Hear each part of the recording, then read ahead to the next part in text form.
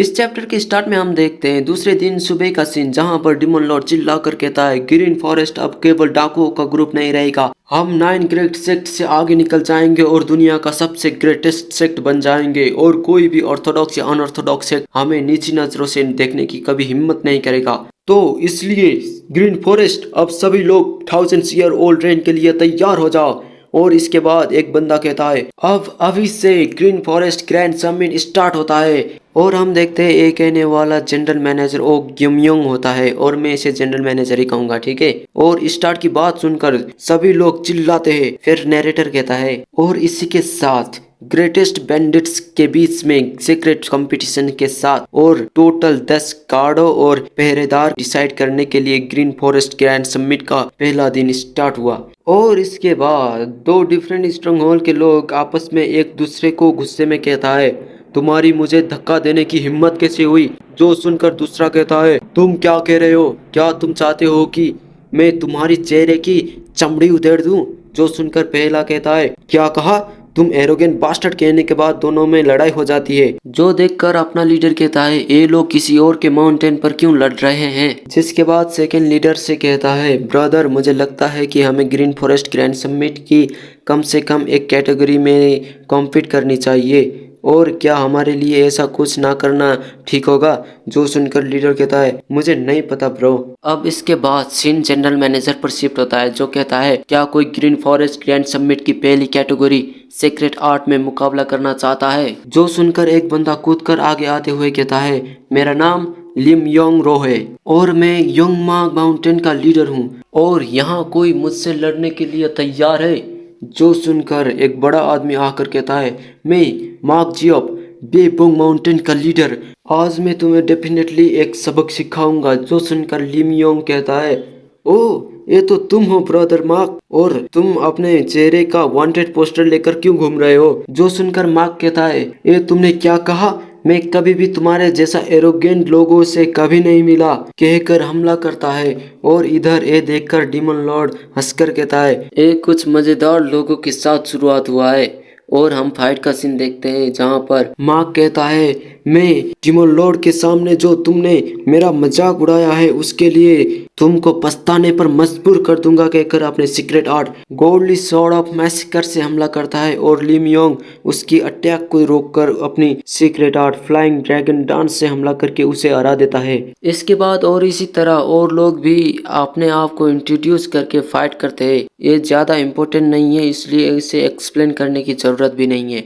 इसके बाद इन लोगों की फाइट को देखकर 12 डिमोनिक जनरल में से एक गोस्ट मोनार्च कहता है मुझे पता है कि हमारी ताकत को बढ़ाने के लिए हमने किसी को भी पार्टिसिपेट करने के लिए ऑर्डर दिया है, लेकिन ये लड़ाई तो गली के कुत्तों के बीच की लड़ाई जैसी लग रही है। और हम देखते हैं गोस्ट मोनार्च के बगल में इन वाइन सोबेरियन चेयर में बैठकर बहुत ही आराम से शराब पी रहा होता है। और इसके बाद गोस्ट मोनार्च इन वाइन सोबेरियन को देखकर कहता है ये सब तो बकवास है, मैं तो बस इन वाइन सोबेरियन और 5 पिक के उस बच्चे के बीच में रिमैच देखने के लिए बहुत उत्सुक हूँ।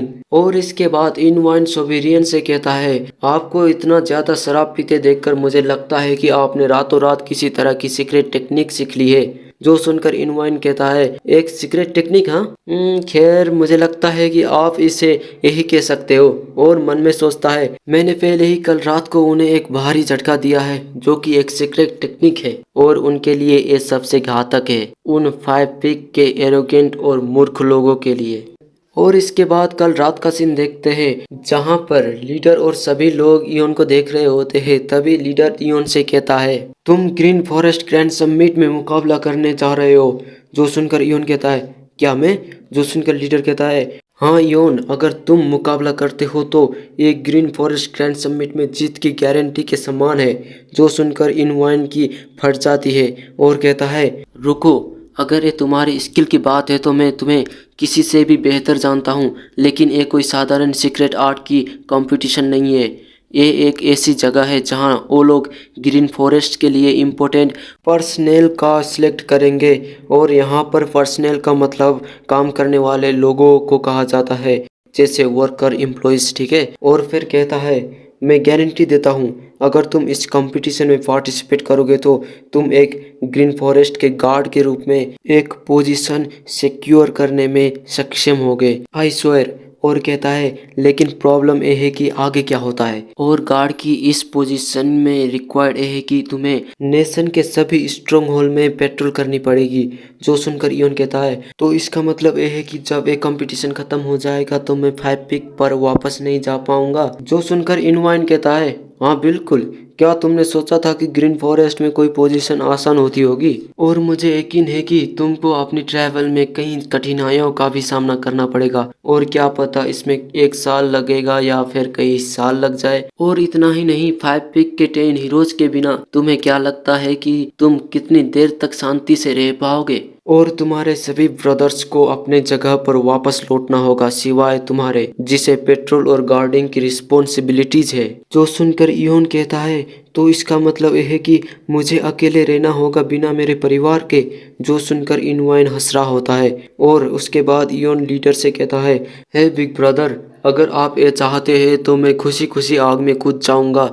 कहकर सैड होकर सोचता है हालांकि फाइनली मेरे पास एक रियल फैमिली है जिनका मुझे ख्याल रखना है, लेकिन अगर मैं गार्ड बन गया तो हम सभी अलग हो जाएंगे। इसके बाद और लोग भी इयोन गार्ड बन जाएगा और हम अलग हो जाएंगे सोचकर सैड होते हैं। जो देखकर लीडर तभी कहता है ये क्या बकवास है, इयोन अभी तक गार्ड नहीं बना है तो तुम सब ऐसा क्यों मान रहे हो कि वो गार्ड बन गया है। और फिर लीडर कहता है और कब से हम 5 पिक के देहाती लोग पहरेदार और गार्ड बनने में इंटरेस्टिंग हो गए। और कहता है चलो भी इस बात में मत उलझो, ऐसा कुछ नहीं होगा। और जब हम यहाँ हैं तो हम एक शानदार टूर करेंगे, हमें कंपटीशन में पार्टिसिपेट करने की क्या ज़रूरत है ना। जो सुनकर इयोन बहुत खुश होकर ठीक है बिग ब्रदर कहता है, जिसके बाद लीडर सोचता है लेकिन मुझे सच में खेद महसूस हो रहा है। इयोन सोचकर हंसकर थम्स अप करता है और प्रेजेंट में इनवाइन भी मन में उसी तरह से थम्स अप करके सोचता है बिल्कुल इस तरह मेरी सीक्रेट टेक्निक उनके दिलों में छेद कर गई। और फिर ज़्यादा पीते हुए कहता है ये शराब तो वाकई में बहुत मीठी है। और पीछे गोस्ट मोनार्च कहता है क्या तुम पहले ही टल्ली हो गए हो। और इधर डिमन लॉर्ड इयोन को देखकर सोचता है तो वो है 5 पिक का इयोन जोखा। और यही सोचने के साथ ही ये चैप्टर खत्म होता है।